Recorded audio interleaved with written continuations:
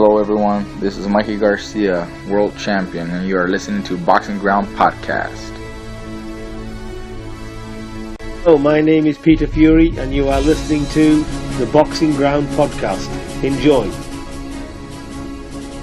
Hello, this is Gary Spike O'Sullivan, and you're listening to the Boxing Ground Podcast. Enjoy. Well, good evening and welcome back to the latest edition of the Boxing Ground Podcast on YouTube. Panels they consist of myself, Cameron and Glenn, and to add to that we'll be joined by former British welterweight boxer Michael Jennings, who was the British, English and WBU champion, for notable names such as Miguel Cotto and Kell Brook. So Glenn, you've done a good job getting this one done, so credit to you for getting Michael on for us tonight. Cheers, mate. How much do you know about Michael Jennings as a fighter overall? Because I've seen the fight with Cotto, I've seen the fight with Brook, I've seen a few other fights of his. So, how much have you seen of Michael Jennings? How do you rate him? Oh, I mean, he come through. Obviously, there was a few good British names come through. Sort of at the time, it was. I mean, if I remember rightly, you might correct me on this, but I think back then it was more common to box on a Friday night than it was a Saturday. You know. Yeah. Remember him being having some cracking fights. He comes across well as a pundit too. Whenever you see him sort of talking, always comes across really well. I mean, obviously, cracking career to be fair. I mean, you look, 36 wins, 3 defeats. That's exceptional. That's brilliant. And you know, people that are regarded very highly haven't lasted as long with sort of boxers like Miguel Cotto than he did. So yeah, fair play. Some really good domestic names on there too. You know, Ross Minter and Price and something like 17 knockouts as well, didn't he? I think that probably 17 KOs. Yeah, so not bad at all. Yeah. Right, let's get him in the call. Picture of Kelly Pavick on the account because obviously he was the last one that used it. Alright, it's calling now. Yeah, I saw a few of his fights earlier when he told me he was coming on. Hello, Michael, can you hear us? Hello, can you hear me? Yeah, we can hear you. I'd just like to say, obviously, it's myself, Cameron and Glenn on the panel. We'd just like to say, you know, we really appreciate you coming on here tonight, sparing some of your time to talk to us on the show. So, you know, we always appreciate having a fighter on, so thanks a lot. No worries, mate, anytime. I guess the first question for me that comes to my mind is, for you, is what got you into boxing? You know, what gave you that motivation and drive to get yourself into the gym for the first time and step into the world of boxing at the grassroots, the amateur level? My older brother went to the gym first. He went down. He never actually boxed, but he went down. Then my younger brother went, and then I just went after him, sort of thing. And after the first time I'd been, I just got addicted to it, and I just kept going and going. You know, I was just like mad for it. Glenn? Yeah, so obviously, first question I'd like to ask, what gym did you train at as an amateur and where did you fight out of? I trained from a gym called Preston Red Rose, and then there was got behind on the rents, so I ended up going to Wigan ABC. I trained with a guy called John Lyon, who John was a brilliant coach. He was like, he's in the Guinness Book of Records still, I think, for winning the years the most times. I think it was 8 times. John, like, he was like it was a book of knowledge, you know, as far as coaching was concerned. It was really good, really good. So, did you? So, obviously, when you were coming through as an amateur, were there any others that came through with you that we might know about? Well, when I was on the England squad, there was quite a few. You know, I remember going on in England. There was Courtney Fry, Audley Harrison was on an England squad. There was David Walker, Stephen Bell, Ricky Hatton. Yeah. I was trying to think off the top of my head. There was blooming loads, to be honest. There was loads of decent kids coming through. It was a good era, to be honest with you, and it was a good era from my actually where I lived in, where I trained from as a professional in Manchester, because we had obviously the likes of Ricky Hatton again, Anthony Farnell, Michael Gomez, Thomas McDonough. There was loads coming through. It was a really good era for boxing. Yeah, I remember years. I was just saying there before you came on. I mean, correct me if I'm wrong, but I remember back a few years back. Did you used to box on a Friday night rather than a Saturday? Yeah, we started off on a Saturday, then it went to Friday, and then it went back to Saturdays.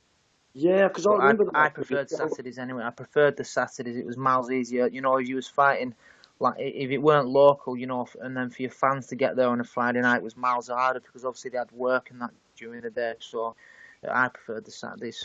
Can I just ask, Michael, do you know what your official amateur record was? I had 66 fights and I won 60. Blimey. Yeah. I did pretty well.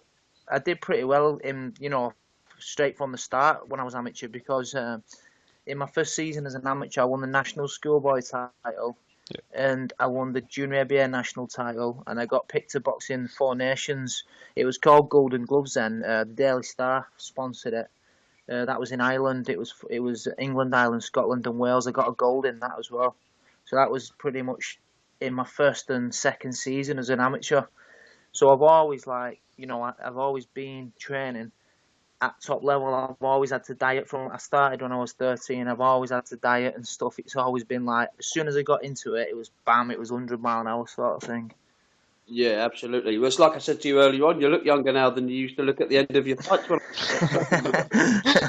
I don't know what that is. It must be like I said. It must be either good genes or all the healthy living that I've done. No, I'll take the credit for both, mate. Nice one. Cheers. I was saying, because I remember back then on the Friday nights, I used to see the likes of yourself, like you said, Michael Gomez, Ian Napper. Yeah. Fighters on the Friday night cards. Yeah, Ian Napper, he boxed in the NABCs. I can't remember what year it was, but he was in the finals when I won him that year. He won him as well. I remember that. I think it was at Grosvenor Hotel somewhere in London. I think it was the NABC finals a good few years ago. That was. But he was in the final. He won him as well that year actually, and I won him. How long did your amateur career kind of go over? How many did it last for a while, a few years? How long was you in the amateurs before you turned professional? I was 13 when I started boxing, and I turned professional when I was 21. So it's 8 years or something. Yeah. So obviously in the amateurs, that's where you learn. You get your pedigree in the amateurs. So obviously having a good long amateur career benefits going into the professionals. Yeah, I think it was back then because obviously, it weren't the computer scoring sort of thing. It was scored similar to professional boxing. It was a matter of getting in there and having a bit of a tear up. Where when they did change it to the computer scoring, I think it made it for the amateurs to change over to the professional game because they separated quite a bit, sort of thing. I know it's two different games now, but it was even bigger of a gap then, I think, because of the styles that they made the amateur boxers have.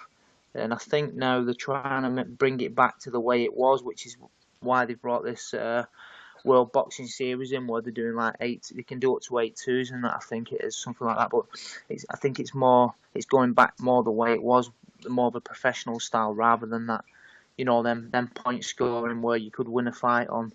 I mean, I remember being in the ABAs and I think I won something I think it was 28-2 at the time because I think if you get over 10 or 15 points now, they stop the fight, but back then they didn't. So I think it going back that way to the way it was, how they're judging it on 10-9, 10-8 round would be better for the lads because it'll be better for them when they do actually change over to the professionals. Are you in and around the sort of gyms now in the amateur gyms? Do you kind of still go to these gyms? Yeah, I've got an amateur gym. Yeah. How long have you had that? 3 years. 3 years, Jennings Gym. We're the second most busiest gym in the Northwest. We've been going 3 years. We've got 33 carded lads at the minute and girls. Brilliant. Yeah, I've got. You've got an amateur gym, have you? Oh yeah. Well, I just volunteer there. My daughter's had 6, and I've got my young boys had 2 as well. All right. What gym's that? One in Newcastle, Dunstan and Teams ABC. Right. All right. Yeah. Well, we've been going 3 years. Like I say, we've got about 33. I think it's 33 to be exact. 33. Carded. That's carded kids up. That's a big variety of carded boxes. That. Yeah, I mean, obviously now they can start the skills bouts at 10. Do you know what I mean? So we have quite a few. I'm surprised how many younger kids will get involved in boxing. I know when you look at it from the long view, you think, blimmin' heck, they've got a long time to go. Do you know, in the game, especially when they start at 10, and you do get some kids what come through. We've got some good kids. My little brother, he's only 10. He's having his first skill bout next Friday actually. But it's like these lads have got a long way to go. Do you know what I mean? And at the minute they're really good. We just hope that we can keep hold of them and and keep that dedication and discipline to keep coming to the gym. So, I mean, you made your professional debut in May, I think it was May 1999. Yeah, it was Right, 99. yeah, I mean, you became British champion, Yeah. you're English champion. I mean, Yeah. when you won the British title, how much did you take from that? I mean, what sort of credential was that for you personally, and even now being champion of Britain in the welterweight division? Well, it means more now than what it did then to me because I was one of them fighters. I was watching Callum Smith actually the other night, and what he was saying, that's exactly what I used to think. What he was saying, like his next fight was always the most important, whether it was a 4-rounder, 6-rounder. Just if I boxed for the British title and I won that fight, and my next fight was a 4-rounder, that next 4-rounder was more important than my British title fight. I didn't really think about it. Oh, British champion, or this and that. I just thinking I need to win this next fight. That's what made me want to fight. Is like I have to win this. I have to win this. It was more of a pride thing than more than titles and belts. Even though it was and what have you, but it was more a matter of winning. Now when I look back, it's good to say, yeah, I was English champion. I was British champion. I boxed Miguel Cotto. It's more of a thing now I can talk about. I'm more proud of it now than what I was back then. Because who did you fight? Was it Jimmy Vincent you beat for the British title? Yeah, it was Jimmy Vincent. I think it was 2005. I boxed Jimmy Vincent, and I only got that fight. I mean, up until then, I won the English title against Gavin. No, it was against Chris Saunders. I stopped Chris Saunders in the 9th, and then I defended it against Gavin Down. And then as far as I was always in the gym anyway. David Barnes was training for a rematch. No, David Barnes got the chance to fight Jimmy Vincent in a rematch because obviously they fought the first time and David won it on a controversial decision. And another fight came up for David Barnes to fight. I think it was Ali Numbembe for the Commonwealth title. I'm sure it was Ali Numbembe. Anyway, and David accepted that one rather than the British, so I got the chance to fight for the British, and obviously, with Jimmy Vincent, we watched the David Barnes fight. He was training at the same gym as me at the time, and we knew it was going to be a tough fight. We trained hard as if it was going to be 12 rounds, and I went and knocked him out in the first round. It was unbelievable. It was like a dream. I actually went in the dressing rooms after the fight, and I was in the shower, and I was pinching my arm, thinking, "Please don't wake up." Honestly, I remember doing it, thinking, "Don't wake up," because I dreamt about it that many times beforehand. I'd done the fight a million times in my head. I thought, it's got to be real. I hope I'm not dreaming. To knock him out in the first round, it was brilliant, mate. Best night, one of my best nights. It probably was my best night in boxing. Yeah, so obviously you won the English title as well. You defended it against Gavin Downs. Yeah. It was. Yeah. Gavin Downs, yeah. And then I got the chance 4 weeks after I defended it. I boxed Jimmy Vincent.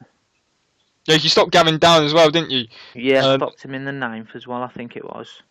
So was it kind of a different feeling from winning the English title to win the British title? It was more satisfying just because everyone was like saying this fight against Jimmy Vincent was going to be so tough, and Jimmy Vincent had gone the distance with, I think he'd gone the distance with likes of Eamon McGee, and obviously he had that split. Well, to be fair, I thought he did get robbed against David Barnes, even though Barnes was my mate and he was in my gym. I thought Jimmy Vincent had just should have nicked the fight, but to knock him out in the first round, it was more satisfying for me. Yeah.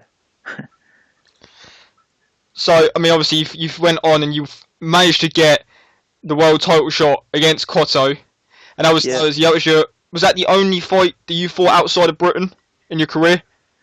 As a professional, it was, yeah. Yeah. So, when you got the fight, when the contract was signed for Miguel Cotto, the world title, what was kind of the psychological sort of mindset that you had going into that fight? Up until that actually happening, because obviously I was ranked number 1 by the WBO. Yeah. And at the time, I think the champion was Paul Williams, who was like 6'3" southpaw. Yeah. So then, at first, that's who I thought I was fighting. I was thinking, oh God, do you know what I mean? that was more of a worrying fight, just because of how tall he was. He could punch as well. He had a bit of everything. So I thought I was fighting him, and then he vacated and moved up to light middle. And then the next one after that was meant to be Antonio Margarito. And then that fell through. And then they said it was Cotto. So out of the three, at the time, I was happy with Cotto. It's interesting because Paul Williams was, I've always been a fan of Paul Williams. He was badly avoided at 147. No one wanted to fight him. If anyone was going to fight him, it wasn't a fight where they would say, right, I want Paul Williams out of the entire division. He was stylistically wrong for any fighter. And that's exactly what I mean. Out of them three, out of them three at the time, I would have picked Cotto if I had my chance. And that's that. That Paul Williams, like you said, he was just horrible. He was just horrible. He could do a bit of everything. He could punch, he could box, he could fight. He was 6'3". He was a southpaw. This is work rate as well. His work rate was mostly through. He was just he had a bit of everything. And then you had Margarito, who was just like tough as old boots. Obviously, he could punch. Margarito, he was an hard man, very hard man. And then obviously I had Cotto. So when I said Cotto, the nerves kicked in straight away. But then you come to start thinking, this is it. You've got Cotto now. You know what I mean? You've just got to train your hardest, and hopefully everything goes all right. Speaking of Margarito, there's a lot of rumour of him returning. What are your thoughts on Margarito returning at this point? It must be short on money, is what I think. Yeah. I feel sorry for the likes of people like that. Well, what have to come back for money because of the legacy that they left behind. I know he got banned and all that because of the raps and what have you, but people know what he actually did before that, and you've got to have some sort of respect for him. I do anyway. And for him to have to come back, I mean, it might not be financial, I don't know, but I would have thought it was. And if it is that, then I do feel sorry for the likes of him. It's hard to kind of say why he's coming back, as you say. I mean, like, when you're a fighter, from who I've spoke to for a while now, even boxers who don't box anymore now, they've said that walking away from the sport in general is hard to do, and if they do walk away, some of them just cannot stay away from the sport, so they return. Yeah, I mean, obviously I didn't. I retired through injury. I left Brian Hughes' gym because things weren't going right up there. Brian had left the gym and stuff like that.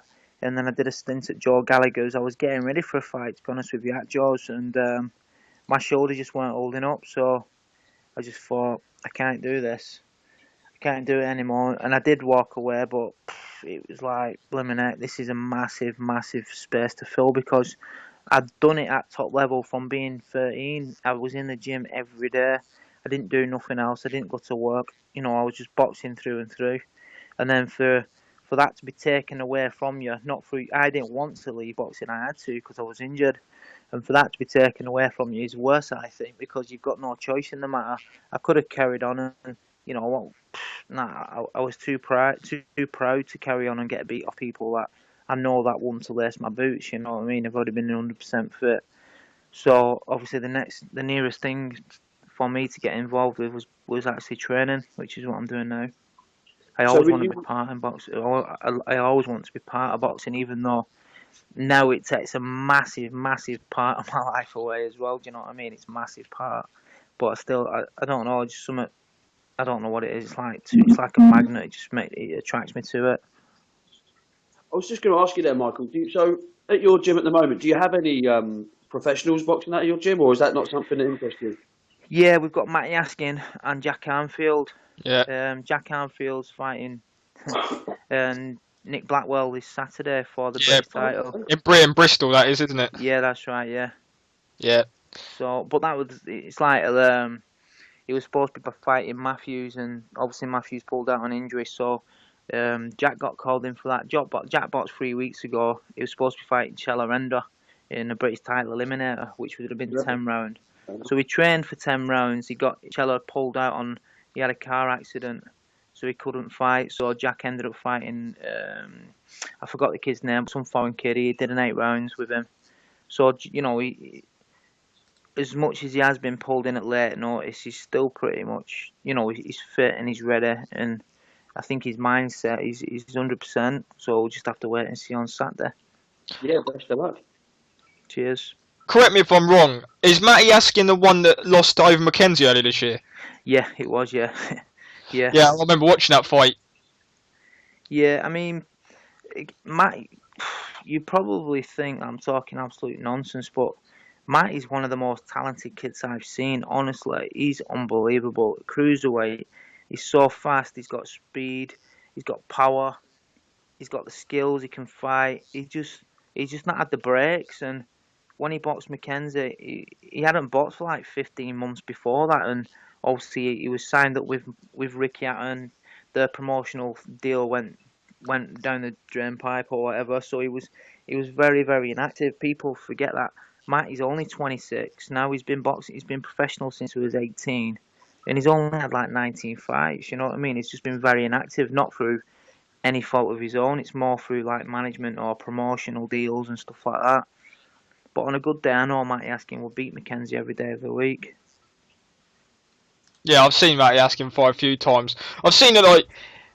I saw the fight against McKenzie. I saw it live actually, and that's what kind of comes to mind. I mean, McKenzie's he's a good fighter. Let's be honest. You know, there's no shame losing over McKenzie for me. No, definitely not. McKenzie is a good fighter. I mean, he doesn't get the respect he deserves because he's been in there. He's fought at top level. I mean, his fight for the world title the other month. He got apparently. I never saw the fight, but I know he got beat on a split decision, which he Very could close. have arguably won. Do you know what I mean? Yeah, it was very, very close. Yeah. So I mean, to be fair, I hope he gets a world title. I hope he wins the world title because he'll vacate his British and Matty will get a shot for it. Yeah, he might get the. I mean, Frank Warren was talking about pursuing a rematch between McKenzie and Ramirez, who was a champion, who is a champion. So potentially, if the rematch does happen, the British World Control might kind of presume him stripping McKenzie or putting the title vacant. They will if he wins the world title in a rematch. He'll have to win it. If he fights for it, they don't have to vacate. But obviously, if they win it, then obviously they'll have to vacate. Yeah.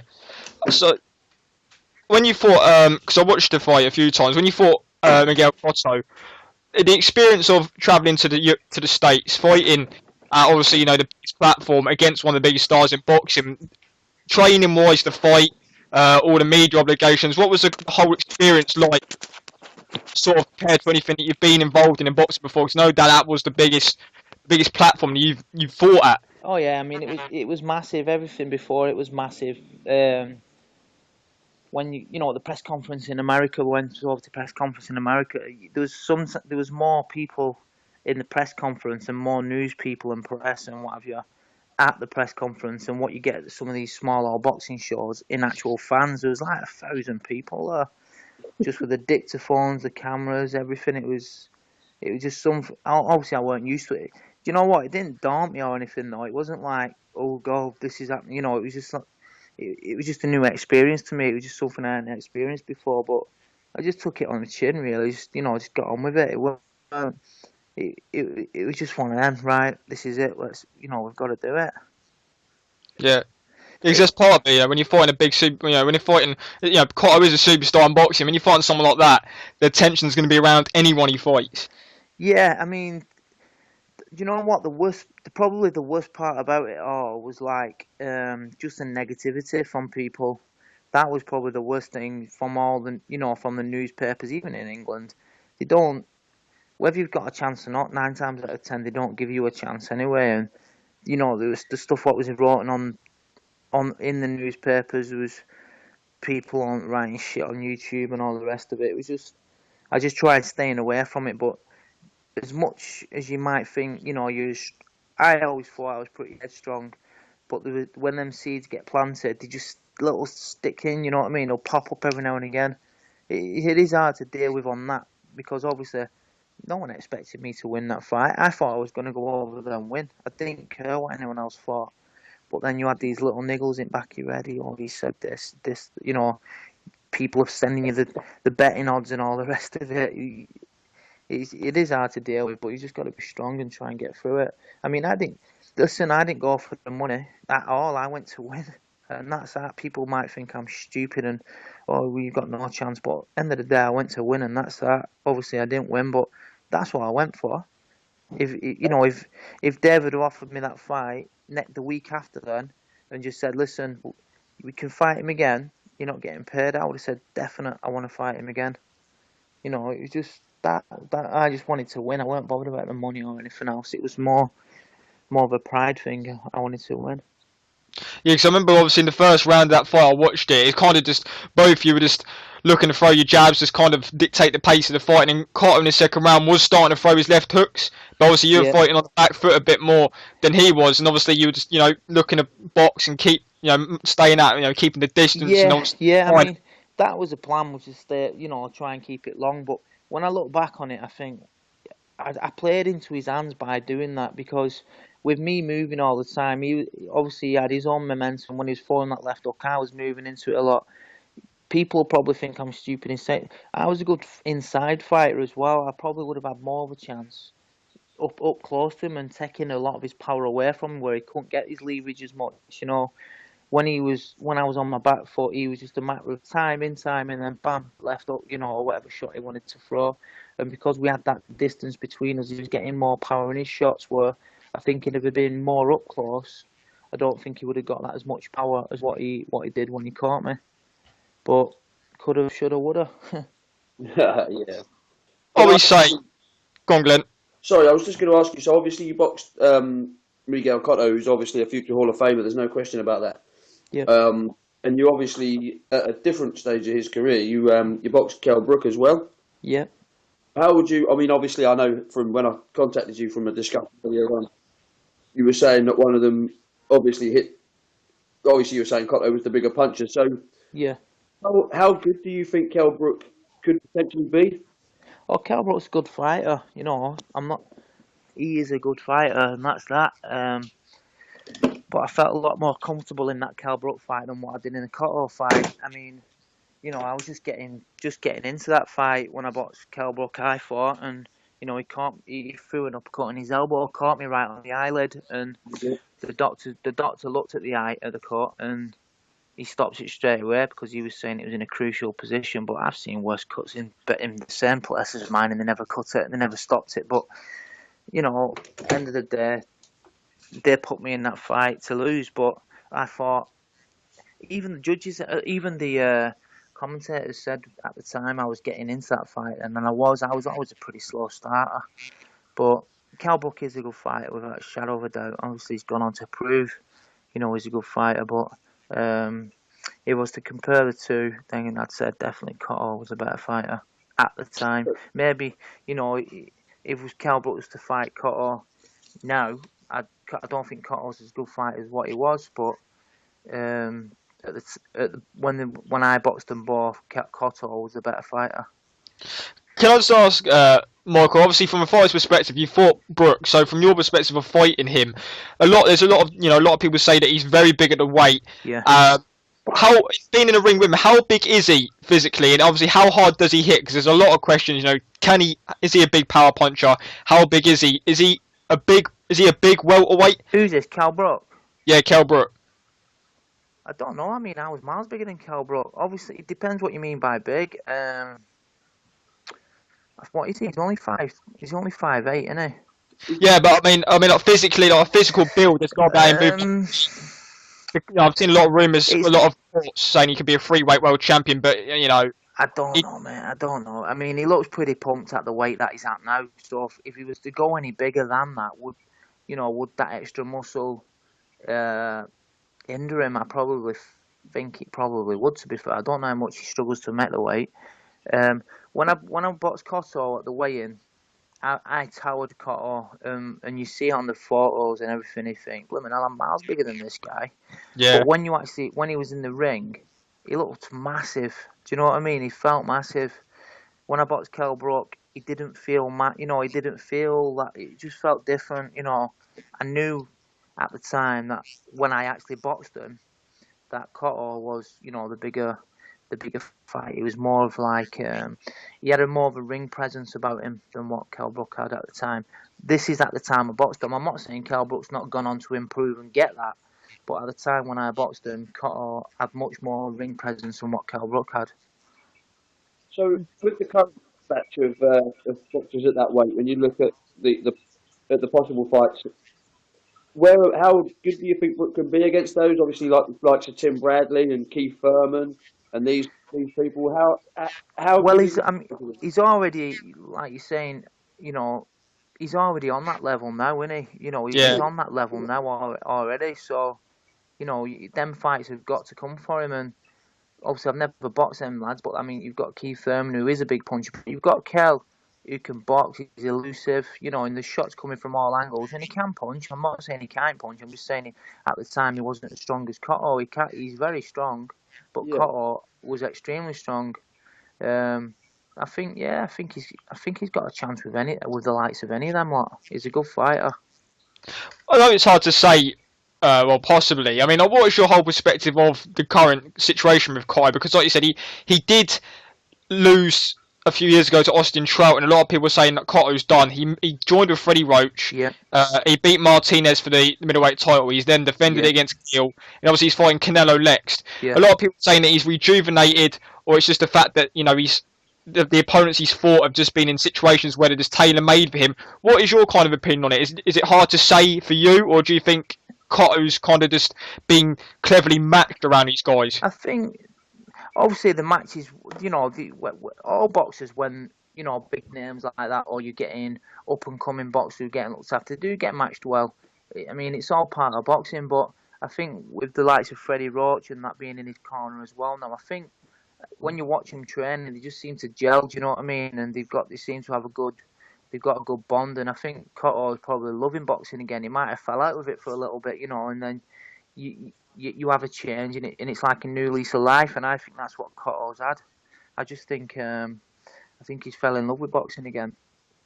Yeah, I can see exactly why you say that, because he has looked a lot more. I would say he's looked rejuvenated psychologically in the ring. I mean, when I saw the fight, the Cotto that fought Trout, it wasn't the kind of, he seemed to, against Martinez and against Gill, Roach seems to have got the Cotto that was firing all cylinders, whereas, like you said, he may have lost some of that drive and motivation, because he was at the highest level for a long time. He still is, but like you said, Roach might have brought something new into sort of his system. Yeah, he will. It's like you said, that fresh start, you know, I mean, when I was at Brian Hughes and I left and I went to Joe Gallagher's, it was just like, oh, this is new. We was doing new things, and it was like I loved it. I was wanting to be in the gym and learn new things and do new things, do things differently. And I just think that's what's probably happened with Cotto. I think he's probably got the same thing. That's just my experience anyway. That's what I would think. You know, with it happening to me. Yeah, I agree, and obviously, when I've seen a lot of fighters kind of saying, like, especially recently, Tim Bradley, when you reach the highest level, you can still always learn. Bradley was at the highest level. He's now gone to a new trainer, Teddy Atlas. You can constantly learn off new trainers, or being around. Obviously, some fighters stick to one trainer, but you can constantly learn off anybody in the sport, no matter what level you Absolutely, are. definitely. I 100% agree with that. I mean, talking now from like my point of view, I'm a trainer, but you can still you go to some gyms and listen, and I've done a lot more than what these coaches have done as far as boxing, but that don't mean to say I can't learn off these. You've got to be open-minded. My choice of a top holiday would be to go to America and just travel around all the boxing gyms and just look how they do things. You know what I mean? I think you've got to be open-minded, and you can definitely learn from absolutely anyone. You know, obviously you've got people there what talk a bit of shit and that, but you know, if you speak to the right people, that you can learn a lot of good stuff just picking little things up.